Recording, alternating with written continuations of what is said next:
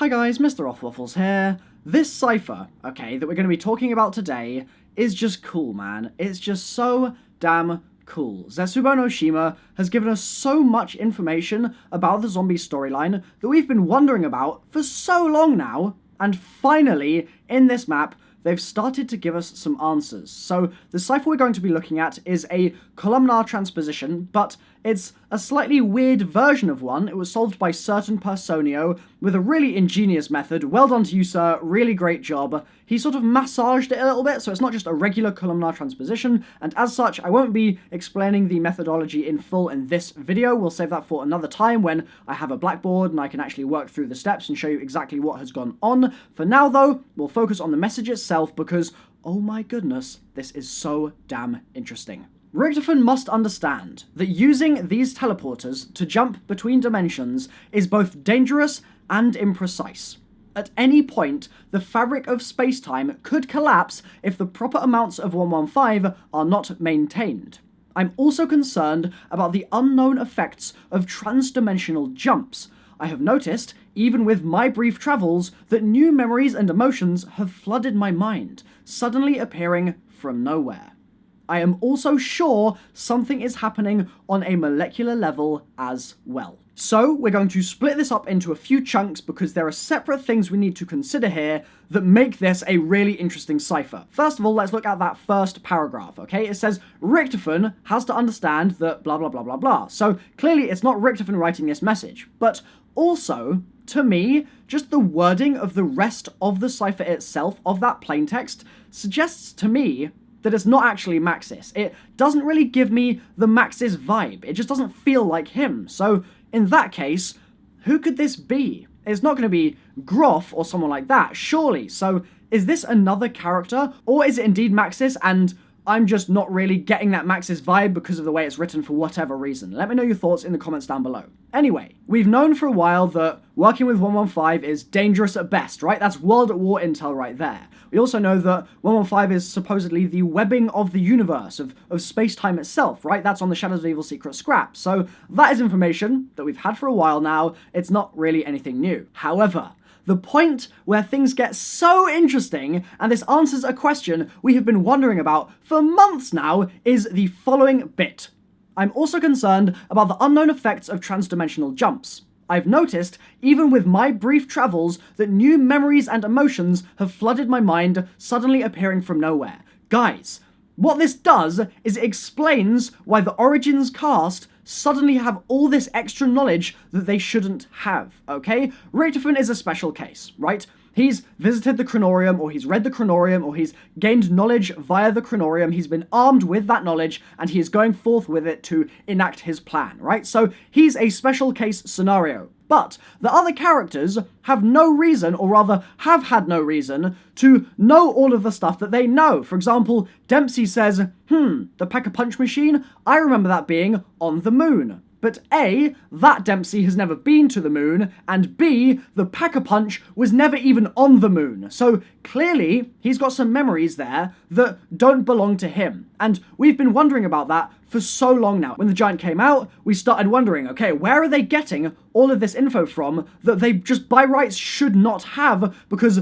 that particular version of that character, like Tank or Takio or whoever, shouldn't have that knowledge. They shouldn't have that in their heads, because they haven't lived those lives of the other characters. They haven't experienced those events of the Pat being on the moon, or even visiting the moon, or whatever. There are so many examples of it. You also get the added explanation that Takeo, for example, has been dreaming about things like the house. He says that he's been having dreams of this shadowy figure and the house with the children in it, and that's been a running theme as well ever since the Giant. Again, we've been wondering, why has this house been such a consistent theme in Zombies, and especially, why is it filtering into the minds of the characters? Well, evidently, in the House universe, there is a version of all those characters, right, who are the dolls, okay? And so, as such, the memories and experiences and things like that of the two universes are intermingling, and you end up with the Origins Tank, for example, knowing stuff that non-Origins Tank has done, experienced, and felt.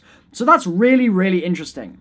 Interestingly also is the fact that Nikolai, unlike the others, is having a little bit of the opposite going on, right? Because his character in the other universe, his 1.0, is a drunk who's lost a lot of his will and capacity to think, seemingly. And so what's happening to Nikolai is slowly but surely, he seems to potentially be going the other way somewhat, which is fascinating. You've got these other characters who are getting new ideas in their head, and Nikolai is getting ideas that are essentially just clouding things. It's really, really interesting stuff. However, we're not done, because the last bit of this, the final sentence, is also explaining a whole nother thing, or rather giving us a new explanation or a new look at a whole nother thing that's completely separate to that first few things that I mentioned, but oh boy, it's just as interesting. This really is an amazingly useful cipher. So the sentence is, I'm also sure that something is happening on a molecular level as well. So let's say we have Dempsey over here, okay? This is Dempsey from Origins, and then over here, you have Dempsey from, let's say it's the Dempsey 1.0, right? So Dempsey over here has his own memories, and so does this Dempsey. And when there is trans-dimensional travel going on, the memories and thoughts and feelings of them intermingle, right? So they might end up in the same universe, and when that happens, there's a joining of ideas there, and joining of thoughts, okay? Similarly, it seems like not only is that happening with emotions in their heads and thoughts in their heads, but also maybe some of the molecular sort of makeup, the genome, the DNA of Origins Dempsey over here could well be intermingling with the other Dempsey, and there's some kind of molecular change that is happening. Why is this interesting? Well, the blood vials, guys. In the Zetsubou No SHima Easter egg, you're playing through, it's all fine, Richtofon's the only one with blood vials, they belong to Sal and Finn, is that right? Finn and Sal, I believe so. Finn and Sal from Mob of the Dead, Richtophon has their blood vials, and has had since Origins. So that's since before he even really got involved with this great plan. Before he was even armed with the knowledge from the Chronorium, he had those blood vials, right? And when you finish the Easter egg, they then teleport away, and then come back, and upon returning, upon enacting their insurance policy, they all have a set of blood vials. Each of the characters. Richtophon still has the Mob of the Dead blood vials, but Tank and Takeo and Nikolai all have their own pair of blood vials. They're not marked, you don't know who they belong to, but they are there. They are carrying them on their person. Tank says he's surprised by that. He says, oh, I didn't expect that, but Richtophon says it's an insurance policy in case we don't like where we end up.